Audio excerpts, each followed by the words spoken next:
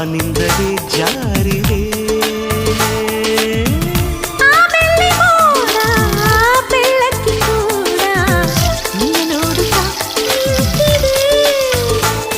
ಆ ಚೈತ್ರ ಚಿತ್ರ ಬರೆದು ಆ ಚಿತ್ರ ಜೀವ ತಳೆದು ಎದೆ ಭೂಮಿಯಲ್ಲಿ ಹಸಿರನ್ನು ಚೆಲ್ಲಿ ಹರುಷವ ಹರಡಿದುದು.